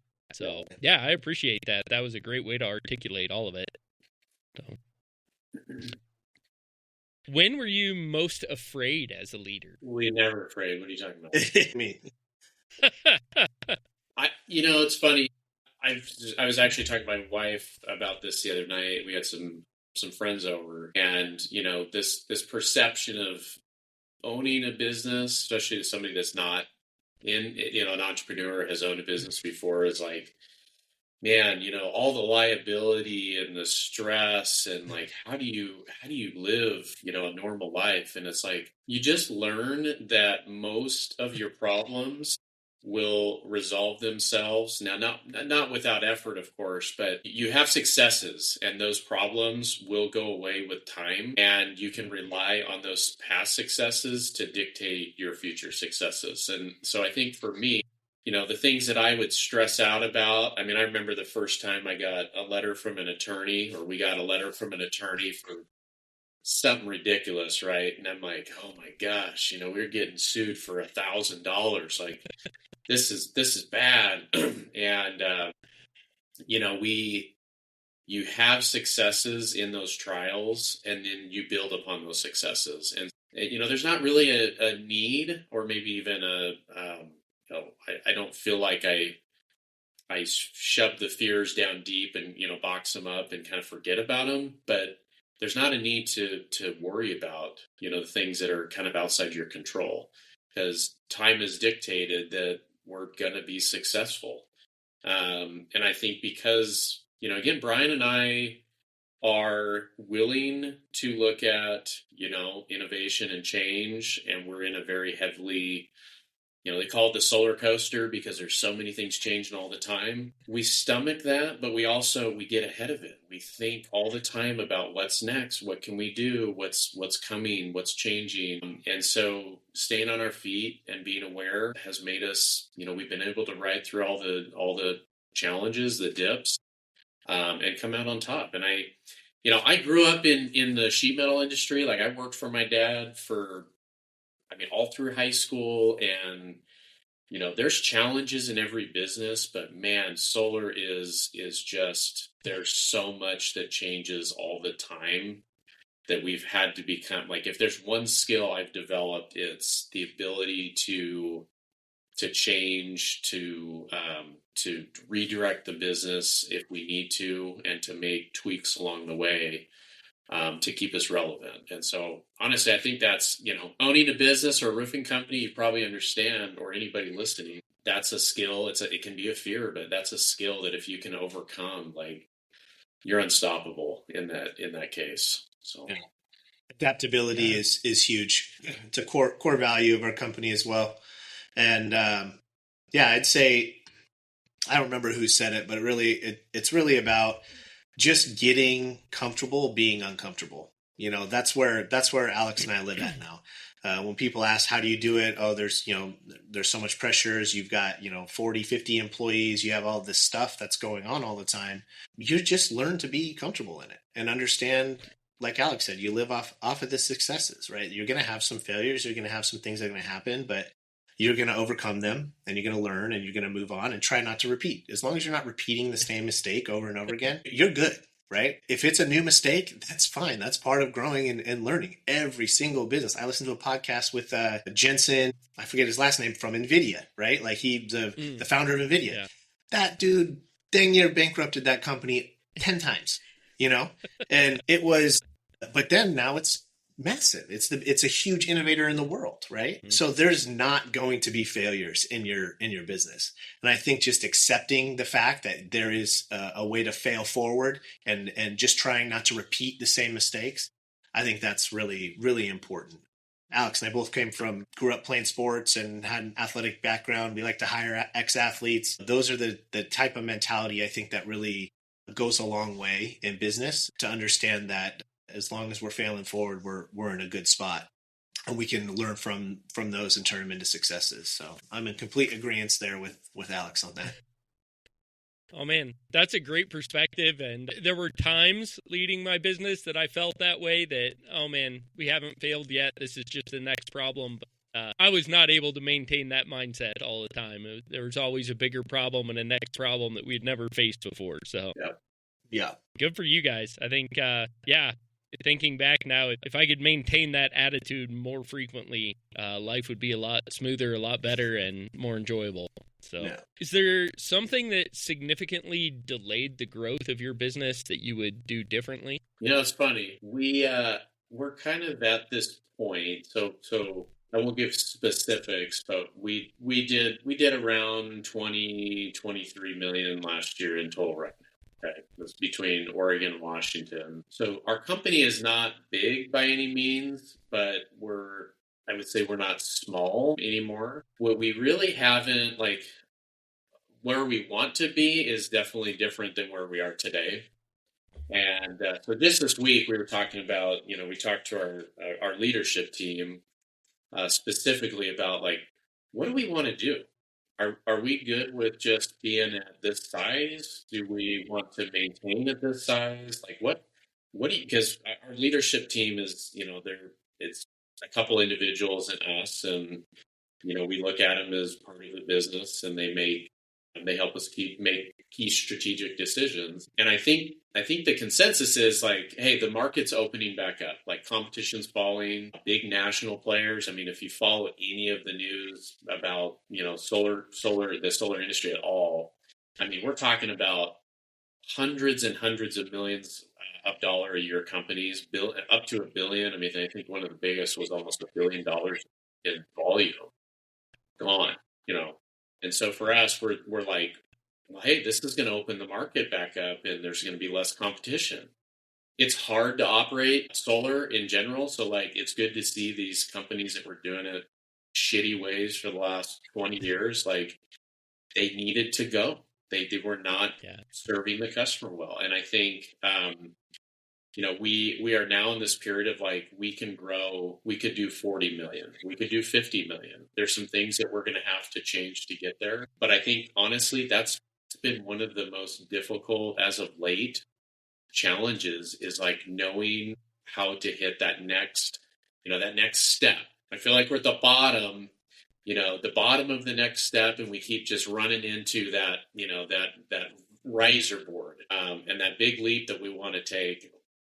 I know it's going to require some changes. It's going to be uncomfortable for all of us, but we see the opportunity. We see the industry, like I said, the technology, the battery storage, like, there's so many things coming down the line that if we can continue to evolve and do it the right way, that we can prove, to ourselves and maybe, potential investment partners down the road, like, it can be done. We can be healthy. We can make profit, and we don't have to be teeter-tottering constantly on the verge of bankruptcy. I mean, that's what the industry is going through right now. So I think that's right now, like the last couple of years, like that's been our focus, and it's just hard to hit the go button sometimes, I think, and actually make it happen, because you kind of hold on to like, hey, this is always the way we've done things, or we don't want to take this risk. And I think that we're at that point where we've got that next big leap in our future. Yeah, I'd agree. We're at the size where the next step is a step where a lot of people, a lot of resources that we know, other business entrepreneurs and owners, we're kind of moving beyond where their knowledge base is, right? And we're moving to a different, category, a different volume level that requires significant amount of change. And so how we tackle that is really going to really project the success that we can have here in the next, 3-4 years. Yeah. Okay. Well, I'll be excited to get an update here in a few years and see how you guys have overcome that and where you're at. It sounds like you're just growing like crazy and on a great track. Is there a lesson that you wish you would have learned earlier? I'm probably going to beat a dead horse here, but from the beginning, it's about mind your financials. That was the biggest one. If you can start the business with a clear path to visibility on your financials and run your business off the financials. We always say this to employees and to people that we talk with, right? Like Alex and I feel one certain way as individuals and people, but the business is its own person, right? And the business has its own needs and it has its own wants. And those sometimes don't align with what Alex and I feel personally, but we have to lead with what does the business need? And so if that means the business can't afford to have 2 extra people, then those 2 extra people cannot be with the business, right? If it means that we need to gear up to 10 more people, then we need to do that and make sure that we can handle the volume that comes through. And so the only way to do that effectively is to know your financial position as a company. And so I would say that from an early on stage, I get it. The first year, maybe the first year or 2, it can be a whirlwind when you start a business and all you really care about is like, I just landed that big project. That big project was $25,000, right? Like that was huge. And we knocked that project out and that was awesome. And we did $200,000 in business this year and that was killer, right? But you go back and look at it, well, I paid myself, 50 grand of that. And then we did this and I didn't really mind the materials on that job as well as I could have. And then by the time you look at it, it's like, oh, maybe I made 4% on 200,000, right? Is that going to sustain my ability to say, I feel like I want to hire 2 more people to help me get the next $200,000 in work? Well, probably at 4%, that's not, right? And so those are the things, and you just make gut decisions those first couple of years. And that's why we see that high attrition of businesses starting and failing in the first 5 years. And I thoroughly believe it has to do with the lack of financial understanding of how the business needs to perform. So that's my biggest learner is understand your business financials. Your business is its own person and provide that own person with the needs. As long as you live by that, you can sustain a healthy business moving in the right direction. Yeah, that's good. Mine would be it's to stay humble. Like Brian and I have done, I feel like, well over the years, but I mean, there's guys that have done much better than us. And I think that sometimes you become too prideful in the way that you're doing things, the processes, the systems that you've come up with. You become stagnant to a point where you're not open to really looking at change. And I think that having pride or at least not being open for change has bit us in the butt, where if we had, maybe listened to an employee who brought up a valid case, like we tell people all the time, our employees are like, we have an open door. If you want to knock on the door and come in and share a thought, if you want to tell me that I'm a terrible boss, like do it, because I'm going to do the same with you. And so if I'm going to sit here and tell you you're not performing well, it's really not fair that you don't get to do that back with me if it's valid. And so I think, our employees bleed green. Our logo's green. It's just little context. Yeah. Like we are small biz. There's still that kind of family atmosphere. We're definitely like, well, again, we're structured and people have responsibility positions, but it's being humble and willing to listen and make changes because we don't always have the answers. And what we're doing today may not work tomorrow. There's a lot of things that we could have avoided if we had just made changes sooner or delayed, again, progress of the business. Those are the things that I wish I could go back and change time, because maybe we'd be at 40 million, this year. But that's what you learn. Yeah. Awesome. Well, thanks, guys. Is there a viewpoint or an opinion that you once held strongly and you've changed your mind about throughout the process of starting and building your business? That's a tough one. I used to think Brian was a bad poker player, but now you found that out quick. I think that for me, it's probably. I'm sorry, Eric. Can you repeat that so I can understand a little bit better? I don't want to say something stupid. Is there an opinion or a viewpoint that you once held strongly and you've changed your mind about as you've started and built your business? So maybe a way that you looked at something or just an opinion that you had that throughout your experience, you're like, oh man, no, I was wrong about that. Yeah. I think it's, I can do it myself. That's the answer, in my opinion, for years and still in a lot of facets of my life. I think that, well, I'm just going to do it myself, right? And take care of it. And I think that mentality is one that is needed in a lot of positions in business. But at the same time, as you grow and as we develop as a company, it is not sustainable to be the I'm going to do it myself guy, because you have resources at your disposal that you need to help lean on. It hurts your team. If you're an I'm a do it myself guy, it doesn't allow them to grow in their positions. It's really important as leaders that we're always trying to find a way to work ourselves out of a position, right? If I'm actively involved in a specific piece of the operations department, as well as trying to lead the operations team, I need to find a way to make sure that I can either train someone and put someone in place to do that role that I'm doing inside of the operations department, or create a new role and put someone in place to do that so that I can do a better job of leading that operations department. And so I think that would be the biggest one. I think when you're young and scrappy and you're just new as a business, I can do it myself is a great attitude. I think as you begin to mature, you have to understand where that line is drawn and where you need to rely on your resources, your connections, your employees, your subcontractors to build a quality setup for you and your business. Yeah. Great. I would probably, honestly, that was the same thing that came to my mind. Is I had very much the same, like, small business, entrepreneur. It's really easy to get. I mean, you see it all the time. You see businesses and owners that are doers.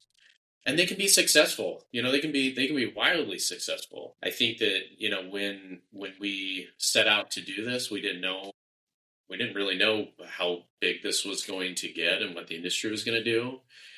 And so it was that evolution of, it's time for me to give up things because I'm a roadblock, not a conduit, right? And I see that all the time, unfortunately. Like, I wanted to do all the IT for the business.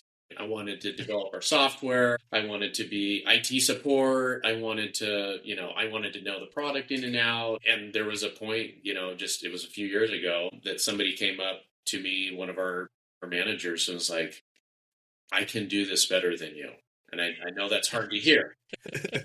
I can do this better than you. You need to focus on other things. And I was like, you're right. It's inevitable. So yeah, I'm glad that those conversations have been had. I'm glad that, again, our employees are willing to come up and, talk to us about that, because they're looking out for the business. It'd be just as easy for somebody to say, well, I'm going to let that, guy that sits up there make mistakes. I don't really care. I'm collecting paycheck. Like, we don't have any of that here. Everybody here is, they're on the right seat and they're on the right bus. And it's really important that, you build your business around that. So that'd be mine as well. Okay. Man, you guys are full of great advice. If you could go back and start all over, would you choose to do so? Would you do it again? Oh, yeah, in a heartbeat. For sure. I don't know if I could ever work for someone again. And so whatever that looked like, I think Alex probably feels fairly similar. We have no problem, working together with people, but having the flexibility to do what we want to do inside of our industry, inside of our business. I think that's really, it's probably a key attribute to everyone who is an entrepreneur, right? Yeah. It doesn't mean it's easy, and there's a lot of failure involved, but I would do it. I would do it in a heartbeat. I think we would do it differently for sure, and we could see more successes earlier and less roadblocks. But yeah, 100%. I think Alex and I would do it over again. I mean, we gave up doing other businesses that we thought that we loved to focus on one that was more of a long shot, because we were willing to see the value add to an industry as well as a value add to each other as business partners. Yeah, it'd be the same. I think the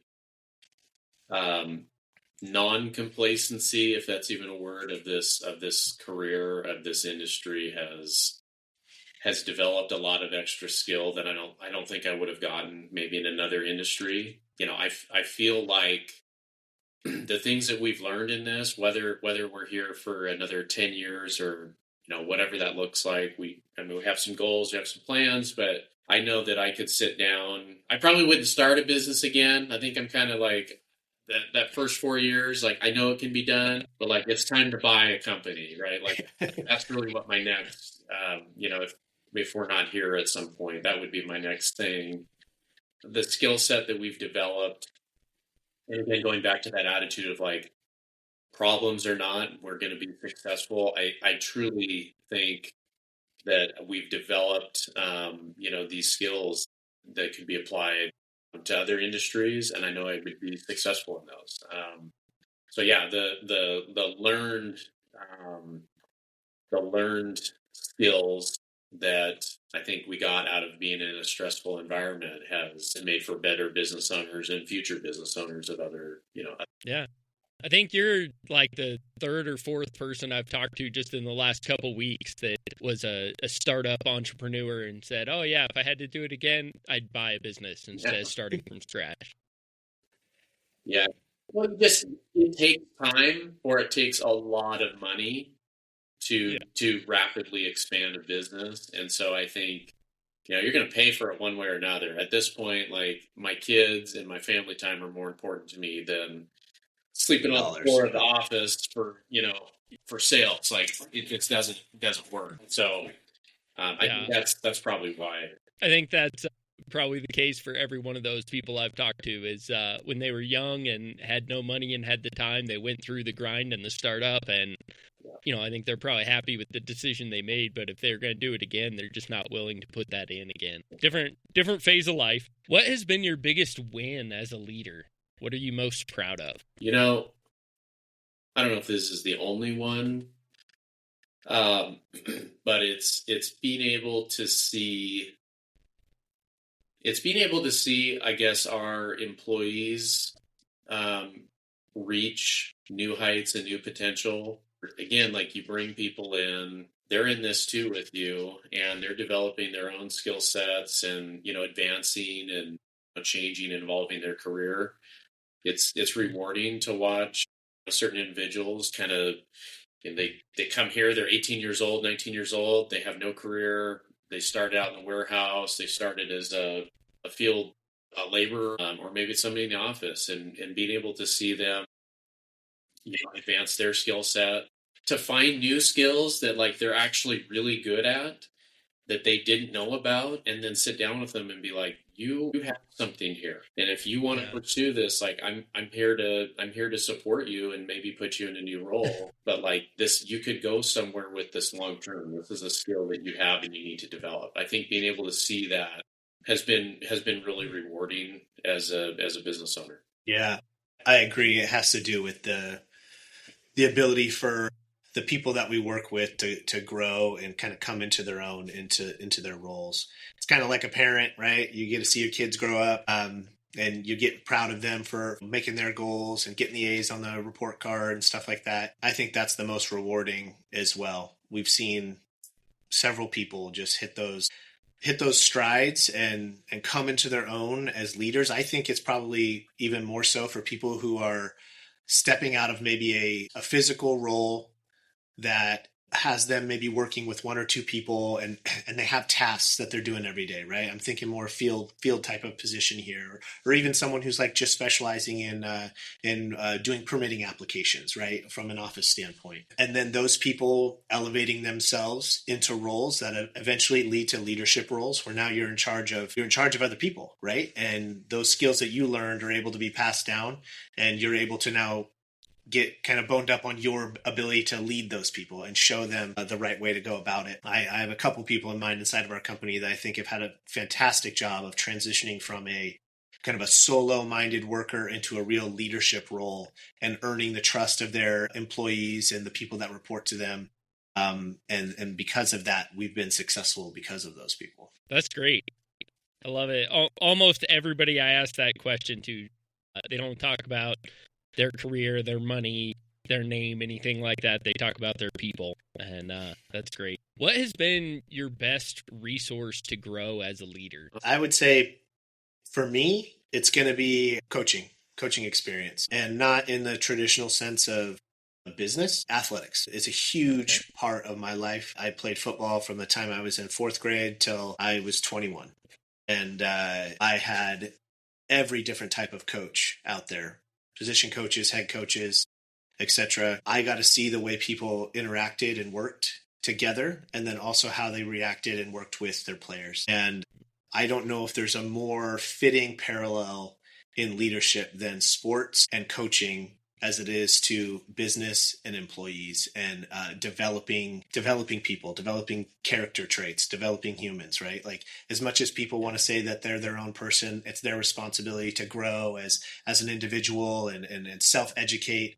Like, let's face it, everyone is influenced by the surroundings that are around them. And so if you have good people, good leaders, good coaches, you will increase your abilities as not just an employee or as an athlete. You're going to increase yourself as a human being. And so I had a lot of coaches that said they cared more about coaching great men than coaching great players. And I feel the same way with the people that we have employed with us. And I think that stuck with me. That's phenomenal. I might steal that. That's a good line. Thanks. Yeah. Mine would just be partnering with the right professionals in various aspects of your business. So I feel like we've been pretty relentless on trying to find, good legal partner, good contract CFO, somebody, tax professionals. Like, again, it kind of goes back to like the concept of, you try to do it all yourself. Sometimes you got to get out of your own way, and you need to find somebody that can truly provide that value.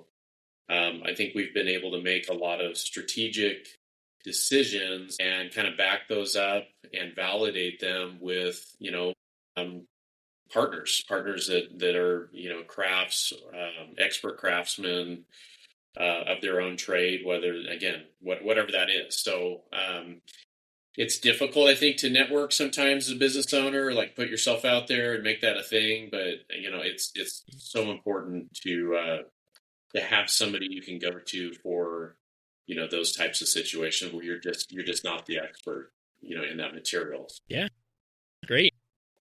Well, I know you guys have been through a lot of ups and downs. We've talked a lot about the changing industry and, the solar coaster. I like that. What is it that motivates you to keep pushing when things get really hard? Well, there's the fear aspect, right? Like, there's a lot on the line all the time. You've got your own mouths to feed.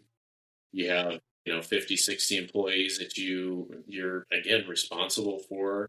I think it's at its core, it's just that I think people let their businesses go when I really do. I don't think, if you look at every industry that's out there, there's not many situations where you couldn't figure out a way to come on top. It may be hard, it may be difficult, but it can be done, or at least that's the belief that I have.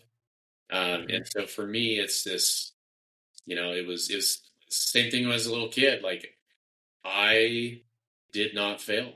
I tried, everything I could do to not fail was ingrained in me. And so I think it's that feeling of when it's tough or there's challenges, I don't let myself fear anymore. I immediately move to, how are we going to get through this? Let's make a plan. Let's make things happen. And it's because of that where you're not sulking and, you become depressed, or you become, like a deer in the headlights look. Like, no, you divert that energy and you put it into, how do I get through this? Yeah. That skill, I think, is what makes businesses, successful even through difficult times. You look at Rockefellers. I mean, if you go back and you look at these companies that have been around forever, and business tycoons, they didn't go back and take a month off and just be depressed because things aren't going well. They rallied the troops, and they figured out how they're going to get through it. There's a lot of good books out there, biographies on people. You read Shoe Dog, about Phil Knight and Nike. Polarizing character, one way, however you want to look at him. You read the Elon Musk biography book. I read Rockefeller, about John D. Rockefeller. And all three, there's no quit. There's no, hey, that's okay. Like, there was failures for sure. And every single time they took companies on the edge of bankruptcy. But what they didn't do is just sit back on their hands and say, well, it's over, right? Like, no one ever did that. And no one that's successful ever does that. And so for me, I think that the motivator is that. I don't think it's ingrained in my DNA, just being the competition level that I have in me, to want to just fail by giving up, right? I could not do that. If I'm going to fail, I'm going to fail, going out on my sword, right? Like, that's the reality of the situation. And so I think that mentality is aligned with Alex and I, and that's why, we will pick up the phone at 2 a.m, or we will drive ourselves, 6 hours away on a whim because they have some problem that just can't be seen to be solved out in the field, even though we haven't touched the field work in 3 years, right? Like, those are things, hey, so-and-so called in sick. We had everyone get sick all of a sudden. Okay, Alex and I throwing tool bags on and going and doing something, right? Like, those are the things that motivate us and want to keep us going. I think that our families, providing for our families, is huge. I think we both hold that as a really key value as us men and as husbands, is to provide. I think that's ingrained in our DNA as men. And so that's really important. And then we feel the same way towards the people that we bring along with us. I don't want to offer an opportunity to 50 people that's doomed for failure, right? Like, I want to add that opportunity that says, you can improve your life. You can grow with us. You can be the next operations director. You can be the next CFO of our company if you have the desire and the ability to overcome the adversity and push through. Yeah, I think that's kind of what it is summed up for me as well. Okay. Well, thanks, guys. Yeah, I think you guys, again, articulated well something that I don't know if it's learned or you have to be born with it or it's just situational, but every great entrepreneur, every great leader kind of has this attitude of, I'm going to win or die trying. There just is no give up. You have to stick with it. Was there a significant turning point in your business? I know you guys had a rough startup. You talked a little bit about those first 4 years being a really, really tough grind. Was there a point where you were like, okay, we made it? This is really going to happen, or we're a little bit more comfortable now, or you could see the future a little more clearly? Was there a significant point where you really felt like you had kind of maybe not made it, but stepped up to a comfortable level? I mean, I don't know if there's a specific point in time where that happened. I feel like our business is in the maturity phase, right? I mean, there's growth potential, and again, we've set our sights on that. But I feel like we're stable, and in that last 5 years, it's just been kind of a, we're not dying. We don't have to worry about that. We've got some key people in place. The systems are working. So I would say the last 5 years have kind of been more comfortable, if that makes sense. And then, again, I think it's not just solar that we do at this level. It's growing a company. It's inventing new ways to improve and drive down costs. And so, the physical work is done day to day by other people.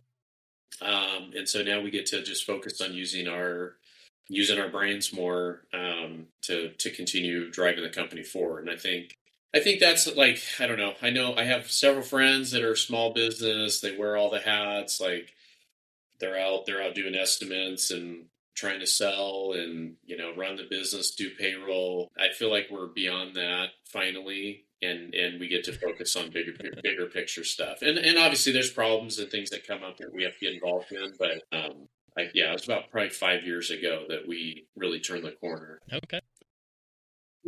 No further ad. Yeah. Okay. That's great. Well, this is my favorite question I ask everybody. Do you guys follow a particular faith tradition? And if so, how has that impacted your partnership, your business, your leadership? Yeah. We're both members of the Church of Jesus Christ of Latter-day Saints, the LDS Church. So probably not the perfect example of what somebody would be, but I do think that it keeps us grounded. I think that, success sometimes can breed, again, pride. And so I think keeping us grounded, we have common mutual beliefs. The way, we're both honest, transparency, as Brian mentioned, is in our core values as our company, where in an industry like that's not known for being transparent. Like there's a conflict. We could be dishonest and probably make a lot more money, but that's not how we run our business. And in fact, if anything, we're just overly transparent because we want to be the opposite of that. So I would say it drives our partnership. I think a lot of the reasons why Brian and I work so well together and have been able to we do conflict resolution very often, but we put each other at the same level as our own needs, if that makes sense. So it's not me, it's us. If it's not going to benefit us, I can't do it. I can't make that decision. And I think honestly that's where a lot of partnerships and failures occur, is people become, it's about me and me first. And it's kind of the same thing with God. I can't put myself and my needs in front of what God wants us to do. I can't do that with, my family. So I think having that as a core value is what made us work well together. Yeah. I completely agree. We've varying experiences through life and where we have with our faith and our relationship with God. I encourage everyone who's worked for us, and we're open books about this type of stuff. I wouldn't say that we're actively talking to people at work trying to get them to join a religion or anything like that. But at the same time, when people ask questions about us and about our lives and why we are the way we are, why we typically are always optimistic in the way that we approach things, has to do with that. It just has to do with a rooted cause, a rooted faith in Jesus Christ and the his sacrifice for us, and our ability to understand that there's more out there than just us as an individual, and that someone's always looking out for us. I take a lot of pride in our ability to help people that are coming to us in time of need. And I say that through, we have a really unique opportunity there's out there in publications and stuff, newspapers about it, that we have a program that we've worked with the Department of Corrections for a long time. And they have an amazing apprenticeship program that's run by an individual named Jody Marlette over in Eastern Oregon. And they have an electrical apprenticeship program along with other trade programs that are there. Individuals who have made mistakes in their lives, but then were able to get 2-year licenses while they're being incarcerated, travel around, perform maintenance and services on other facilities for the DOC. Those individuals getting an opportunity to come and work for us and then fully obtain a journeyman license. I have 6 or 7 guys who have come and gone or are still with us that have been through those programs and have been able to now have a family, buy a home, move on from bad decisions that they made in their past, and really rehabilitate themselves into society, and are key members of our company and key individuals and contributors to the communities that are around us. And I don't think the willingness to maybe take a risk on something like that is there without the understanding that forgiveness is real and that people deserve second chances. So that all kind of comes full circle as to our faith and why it kind of leads the way in what we do. Alex and I can be difficult business guys as well, which maybe isn't always the most Christ-like, but we take a lot of pride in trying to, lead by example and be in a good position to provide for others. Yeah. Thank you guys. I appreciate you being so open and honest with that. So we've talked about it a little bit. You guys have set some pretty lofty goals to continue to grow, but big picture, long term, what's next for Green Ridge Solar? Where do you see the future of your company going? Yeah, I mean, I think we kind of alluded to some of that, but we want to continue to grow market share, volume. There's a lot, there's some innovation that's going on behind the scenes, things that we're adding to make us more competitive by offering more kind of energy solutions and less focus on just providing, power. And so I think as we continue to develop out those channels, our goal really is to become one of the top leading energy providers in the Northwest. I don't know if we'd ever, expand beyond, in Washington, California, maybe one state over. But I think that what we're developing as a business, both in reputation and solutions, is, I would say, cutting edge, but also it's a little unique, and I think the market is buying it. So again, I mentioned some of that before, but solar itself is one thing, but there's a lot of ways to address energy costs, and not many companies look at all the facets of that. Okay. And so, it's kind of like you can put a Band-Aid on a wound.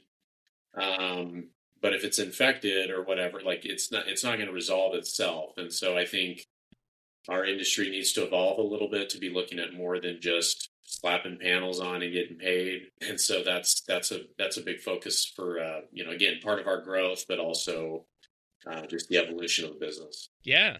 Yeah, that's awesome. I wish more businesses took that viewpoint of, not just executing to make money, but looking at where the industry's going as a whole and how they participate in it. That's great. So if I wanted a system installed here in Wyoming, you guys are not going to be the ones to chat with. You're not interested in coming much further than Oregon and Washington? We might fly out and take care of you, but probably nobody else. Yeah. Okay. Well, only in the summer, though. Yeah, only in the summer. Yeah. We do have a lot of listeners in Oregon and Washington. If one of them is interested in chatting with you about their power needs or a solar system, what's going to be the best way to get a hold of you? Probably the easiest way is just to drop onto our website. It's greenridgesolar.com. And if you're a new visitor to that site, you'll be prompted to put some power bill information in. That's probably the easiest way. You can always call us. Okay. As well, or email us at hello@greenridgesolar.com. And our phone number is 503-395-1943. Okay. Well, I will make sure we get all of that content in the show notes. So if anybody wants to reach out to you, they can. Do you guys have anybody that you'd like to see on the show? Somebody running a really cool business or really cool industry, something that you'd like to learn more about? Matt Reisinger. Okay. You know who Matt Reisinger is, yeah? I don't. Oh, really? Okay. Look up Matt Reisinger. Matt Reisinger is a home builder. He started in the Northwest, but now he's in Texas.